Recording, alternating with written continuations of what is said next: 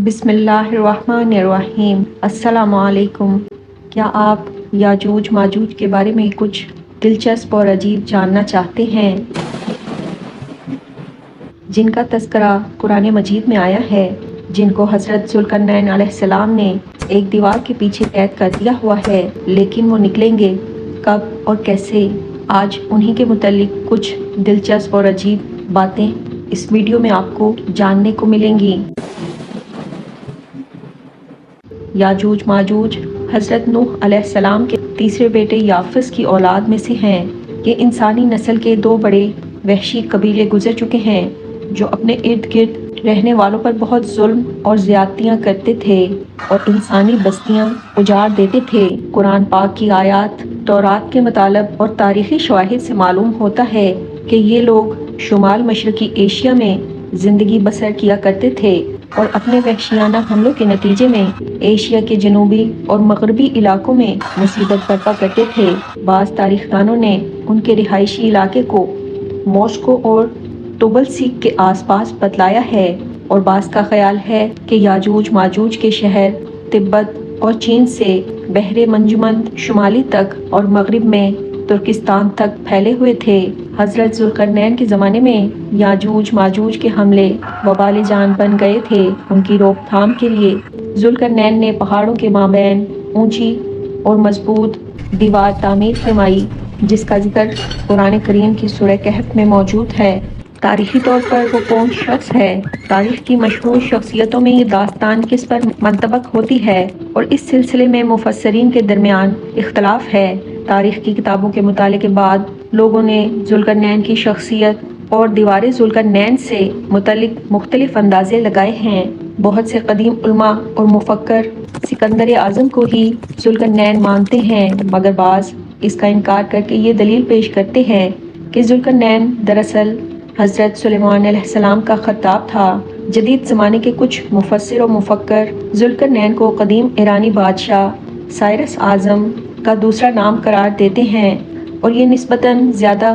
करीने क़यास है, मगर बहरहाल अभी तक यकीन के साथ किसी शख्सियत को इसका मस्ताक नहीं ठहराया जा सकता। ज़ुल्करनैन की बाबत कुरान ने सराहत की है कि वो ऐसा हुक्मरान था जिसको अल्लाह ताला ने असबाब व वसाइल की फरावानी से नवाजा था। वो मशरकी और मगरबी ममालिक को फतह करता हुआ एक ऐसे पहाड़ी दुर्रे पर पहुंचा जिसकी दूसरी तरफ याजूज और माजूज थे। कुरान पाक की सूरत कहफ में याजूज माजूज और ज़ुल्करनैन के हालात बयान करते हुए फरमाया गया है कि जब वो अपनी शुमाली मुहिम के दौरान 100 पहाड़ों के दरमियान पहुंचा तो वहाँ उसे ऐसी कौम मिली जिसकी ज़ुबान नाकाबिले फ़हम थी। ताहम जब तर्जुमान के ज़रिए गुफ्तगू हुई तो उन्होंने अर्ज़ किया कि याजूज माजूज इस सरज़मीन पर फ़साद फैलाते हैं, लिहाजा आप हमारे और उनके दरमियान एक दीवार तामीर करवा दें। चुनांचे फिर ये तफसील है कि किस तरह ज़ुल्करनैन ने इस कौम को याजूज माजूज की अलगाज़ से बचाने के लिए दीवार बनाई, और जो दीवार बनाई गई वो कोई ख्याली और मानवी नहीं बल्कि हकीकी है, जो कि लोहे और पिघले हुए तांबे से बनाई गई थी, जिससे वक्ती तौर पर याजूज माजूज का फितना दब गया। जब वो दीवार तामीर हो गई तो ज़ुल्करनैन ने अल्लाह ताला का शुक्र अदा किया, जिसने ये दीवार बनाने और लोगों को आए दिन की परेशानियों से निजात दिलाने की तौफीक बख्शी, मगर साथ ही लोगों को ये भी बता दिया कि ये दीवार अगरचे बहुत मजबूत और मुस्तहकम है, मगर ये लाजवाल नहीं।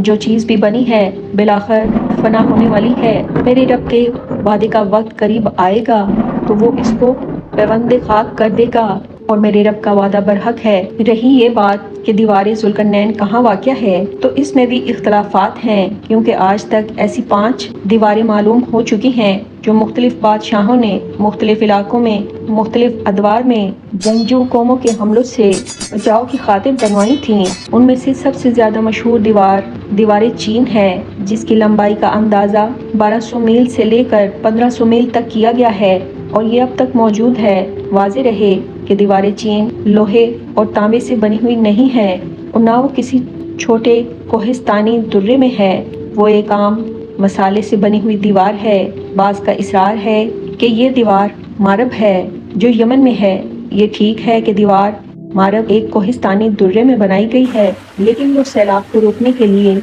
اور پانی ذخیرہ کرنے کے مقصد سے بنائی گئی ہے، ویسے بھی وہ لوہے اور تانبے سے بنی ہوئی نہیں ہے، جبکہ علماء اور محققین کی گواہی کے مطابق سرزمین قفقاز میں دریائے خزر اور دریائے سیاح کے درمیان پہاڑوں کا ایک سلسلہ ہے کہ جو ایک دیوار کی طرح شمال اور جنوب کو ایک دوسرے سے الگ کرتا ہے۔ اس میں ایک دیوار کی طرح کا درہ بھی موجود ہے جو مشہور درہ داریال ہے۔ یہاں اب تک ایک قدیم تاریخی لوہے کی دیوار نظر آتی ہے۔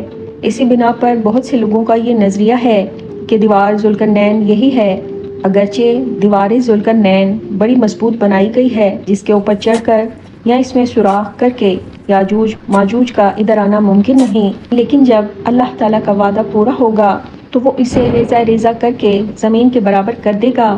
اس وعدے سے مراد قیامت کے قریب یاجوج ماجوج کا ظہور ہے۔ صحیح بخاری کی ایک حدیث میں نبی پاک صلی اللہ علیہ وآلہ وسلم نے اس دیوار میں تھوڑے سے سوراخ کو فتنے کے قریب ہونے سے تعبیر فرمایا۔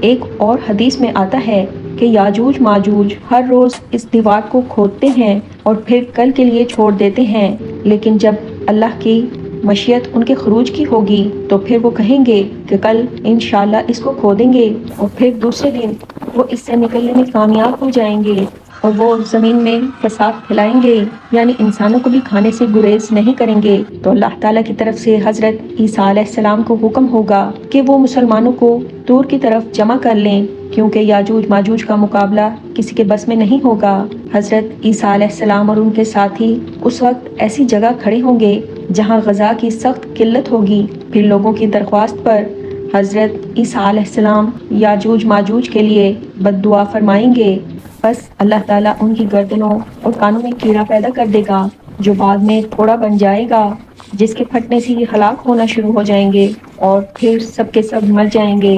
ان کی لاشوں سے ایک بالشت زمین بھی خالی نہ ہوگی اور بدبو پھیل جائے گی۔ پھر حضرت عیسیٰ ابن مریم علیہ السلام دعا کریں گے تو اللہ تعالیٰ اونٹ کی گردن کے برابر پرندے بھیجیں گے جو ان کی لاشوں کو اٹھا کر جانے کہاں پھینک دیں گے۔ پھر ایک بارش ہوگی جس سے ساری زمین صاف شفاف ہو جائے گی اور ہر طرف ہریالی اور خوشحالی ہو جائے گی۔